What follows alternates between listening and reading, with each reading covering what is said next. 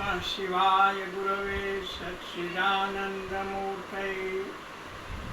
ध्यानमूलं गुरुर्मूर्ति पूजामूलं गुरुर्पदं मंत्रमूलं गुरुर्वाक्यं मोक्षमूलं गुरुकृपा।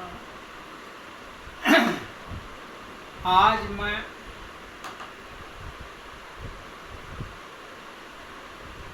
आध्यात्मिक शास्त्रों में वर्णित एक विषय विद्या और अविद्या के ऊपर अपना विचार समाज के समक्ष रख रहा हूँ।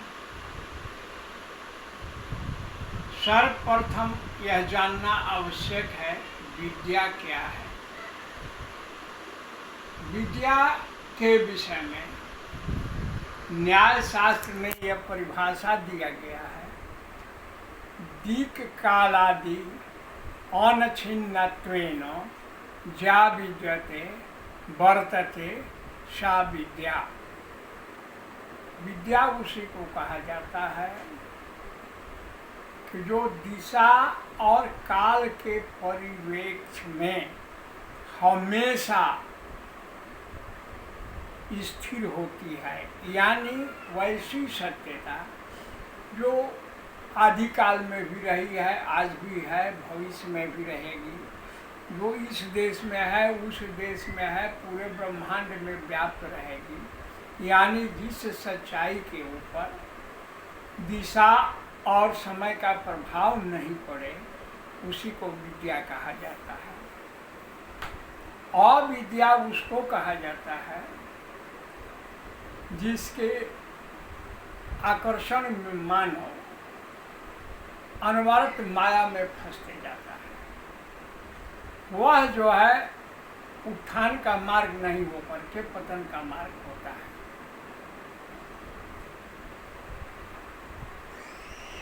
मानव के अंदर यह इच्छा होती है कि हमारे अंदर कुछ विशिष्ट शक्तियाँ उत्पन्न हो जाएं, जिसके आधार पर हम समाज में प्रभावशाली व्यक्ति बन जाएं, लोग मेरा समादर करें अथवा मुझसे डरें। इस तरह की भावना बहुतेरे व्यक्तियों की रहती है।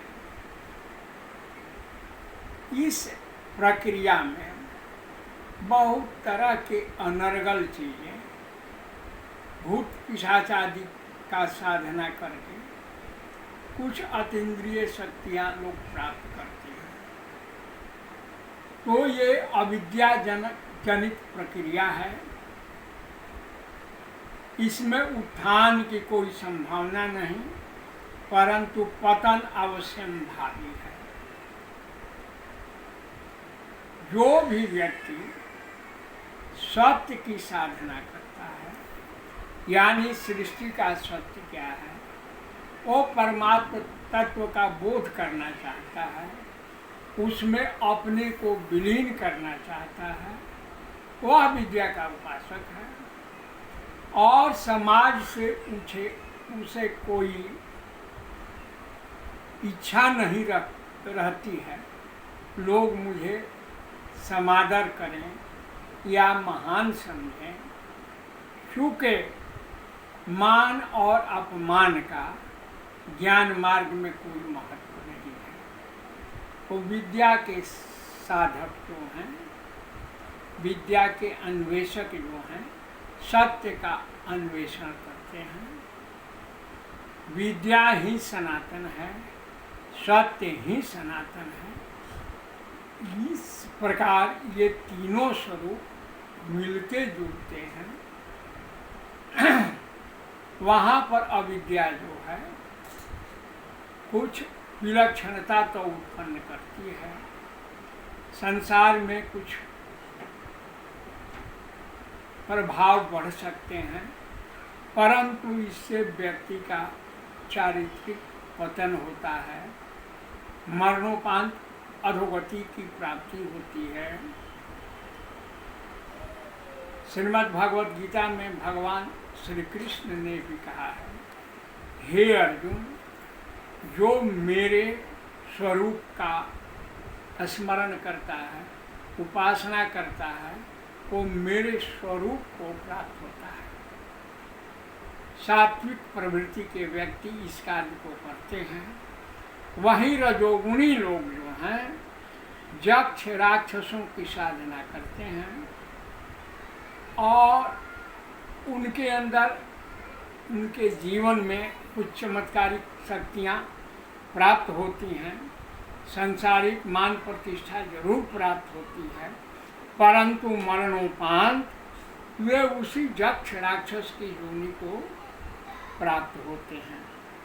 आगे उन्होंने कहा कि तमोगुणी व्यक्ति जो हैं भूत प्रेतों की साधना करते हैं। इस साधना के द्वारा समाज में अन्य व्यक्तियों का अनिष्ट करते हैं और मरणोपरांत भूत प्रेत योनि को प्राप्त होते हैं।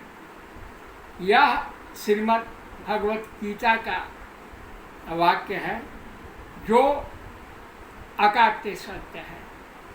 तो आज संसार में बहुत व्यक्ति पूजा पाठी तो होते हैं, परंतु सत्य के अन्वेषक नहीं होते हैं।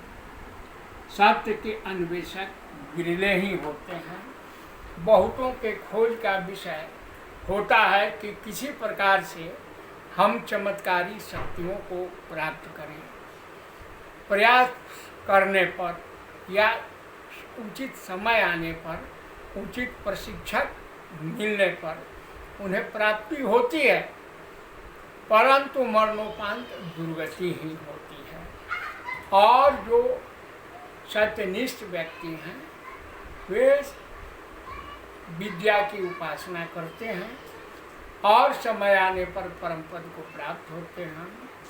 इस विषय पर आज इतना ही। शिवोहम भैरवोहम गुरु पद।